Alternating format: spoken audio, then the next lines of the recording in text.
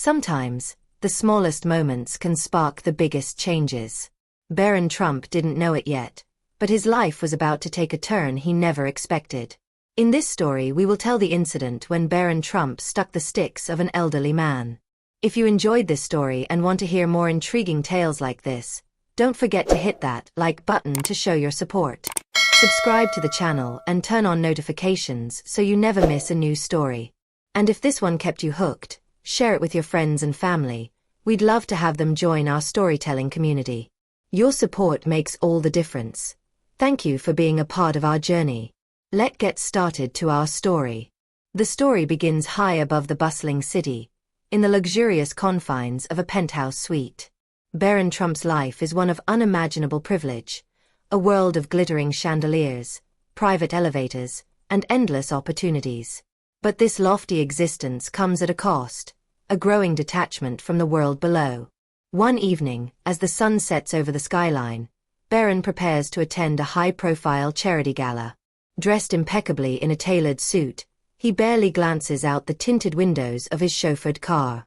The streets below teem with life, a stark contrast to the serenity of his insulated world. His focus is on the evening ahead, networking, applause, and perhaps a fleeting sense of accomplishment for attending a cause he barely understands. But fate has other plans. As the convoy glides through a crowded intersection, the brakes screech to a halt. Barron's attention is pulled to the front of the car, where an elderly man, frail and hunched, stumbles and collapses, clutching at his makeshift crutches. The world outside the car seems to freeze. The elderly man's fall is slow but agonizing, as if the universe itself conspires to magnify his plight. His crutches are nothing more than sticks, splintered and bound with tape.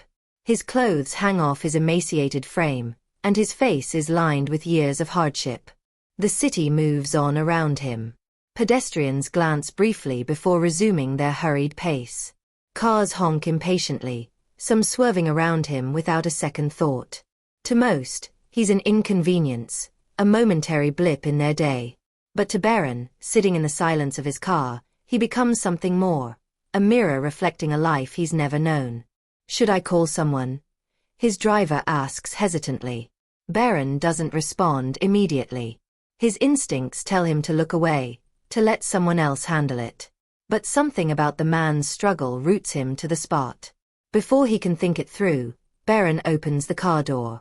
Stepping out into the noise and chaos of the street, Barron feels an unfamiliar vulnerability.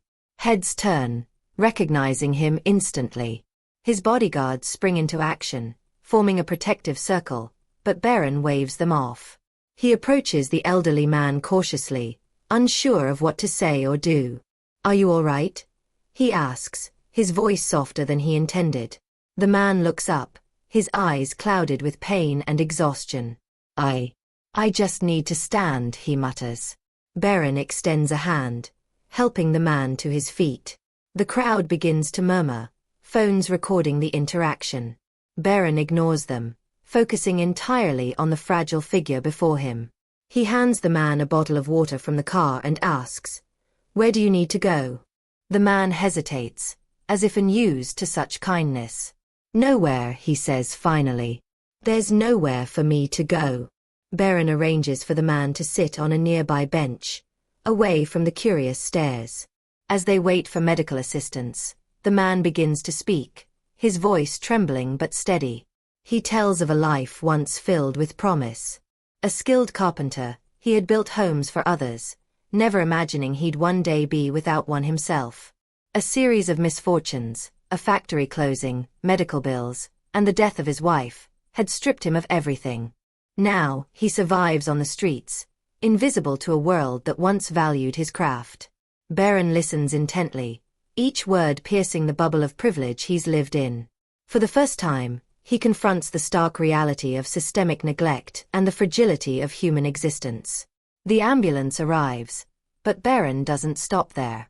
He ensures the man is taken to a hospital and personally covers the expenses. He arranges for temporary shelter and provisions, much to the bewilderment of his staff.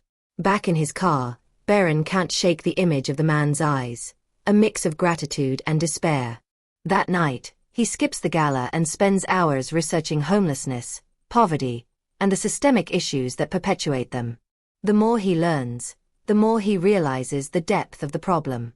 Over the next few weeks, Barron's actions begin to make waves. He sets up a foundation dedicated to providing resources and opportunities for the homeless.